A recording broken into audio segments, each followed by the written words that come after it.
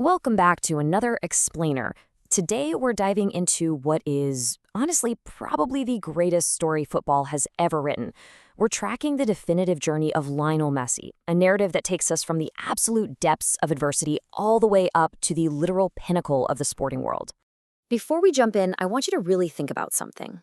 How do you actually measure greatness? Is it just about the numbers? The goals, the wins, the shiny trophies piling up in a cabinet? Or is true greatness measured by the sheer scale of the obstacles you have to overcome just to step onto the pitch in the first place? Just kind of keep that in the back of your mind as we walk through this incredible life story. Okay, let's dive into this. On one hand, you have a kid born into poverty, dealing with a severe health condition, who was quite literally never meant to become a pro footballer. He was dealt a completely impossible set of cards.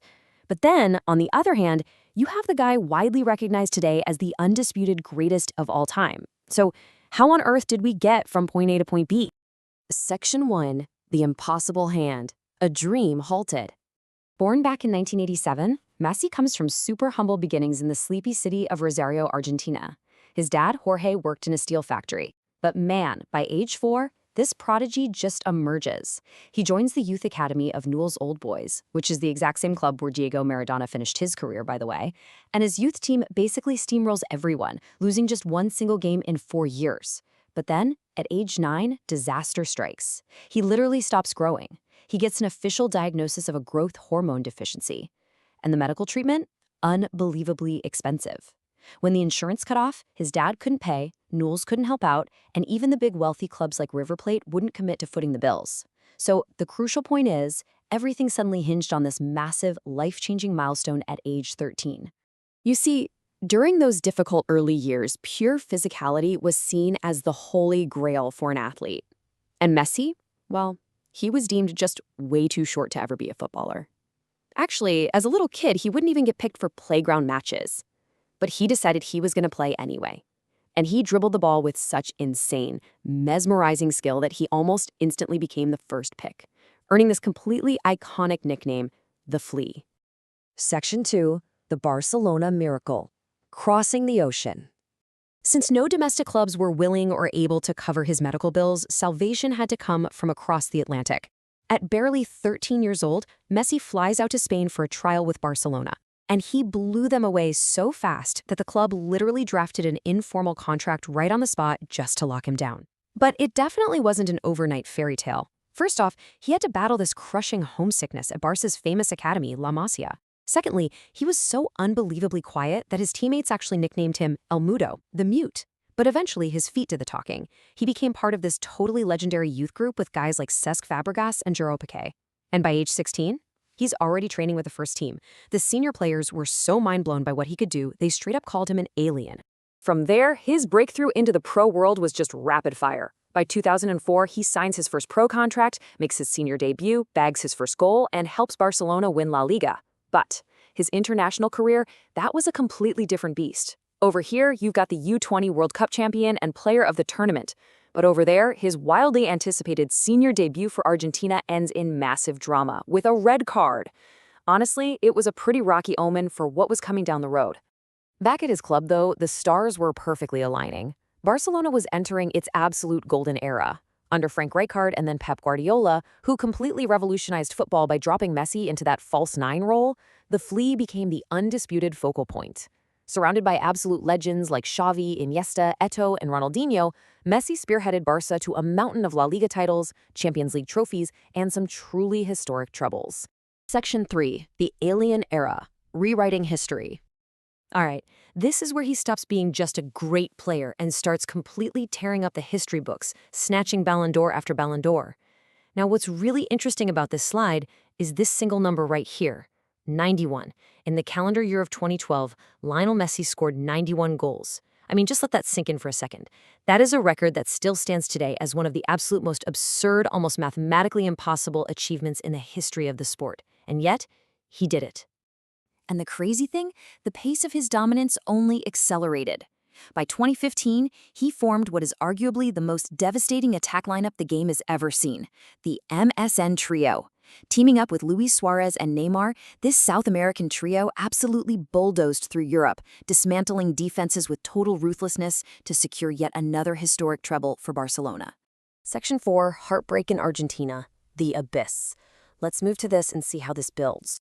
Because while Messi was basically achieving godlike status over in Barcelona, his reality back home with the national team was, well, it was turning into a waking nightmare. The heartbreak was just relentless. 2006, knocked out by Germany.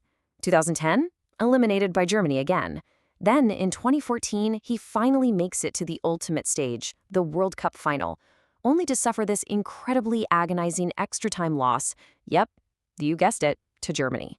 And it didn't even stop there.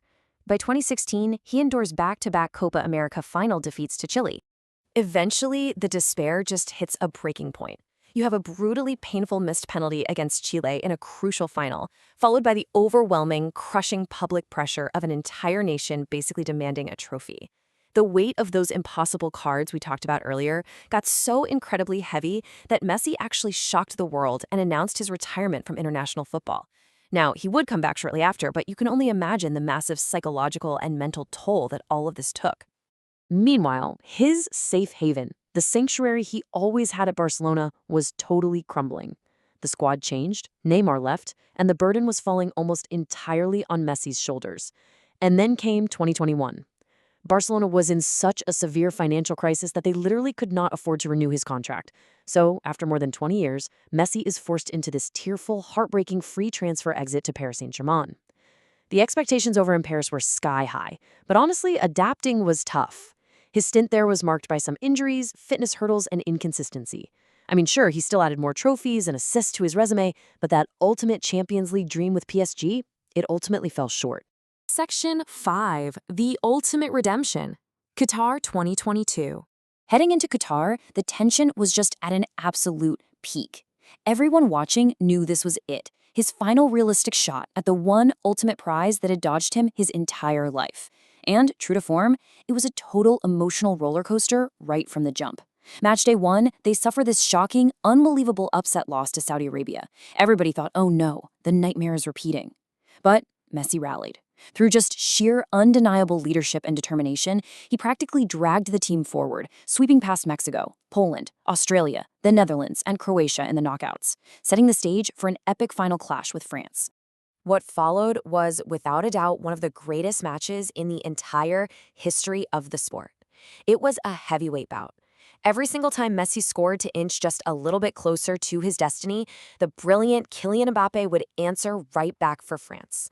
Back and forth they went, a true clash of titans, pushing this exhausting game all the way to a totally nerve-wracking penalty shootout. Against literally all the pressure in the world, Argentina holds their nerve. They win the shootout. And this brilliantly illustrates the climax of our story. In a moment of pure, unadulterated catharsis, Lionel Messi finally lifted the World Cup trophy. The impossible dream was actually realized. Section 6, Cementing the Legacy, the final chapter. So, with absolutely nothing left to prove in Europe or on the international stage, Messi packed his bags for a brand new adventure. He headed over to Inter Miami, bringing his totally unmatched talents to Major League Soccer. At this point, his legacy is officially set in stone. He's continuing his career with unprecedented goal tallies, totally unmatched assist records, and he firmly holds the title as the most decorated player in the history of the game. Frankly, the statistics alone are enough to end any debate forever. Which brings us to a final question that I really want to leave you with today. Does his story stand alone? When you zoom out and look at the whole picture, whether you're judging by the sheer staggering numbers, the absolute mountain of trophies, or just his pure fundamental impact on how the game itself is played, is this journey from a medically challenged kid in Rosario to the absolute pinnacle of human achievement the greatest story ever told? I'll let you be the judge of that. Thank you so much for joining me on this explainer. Keep learning, and I'll see you next time.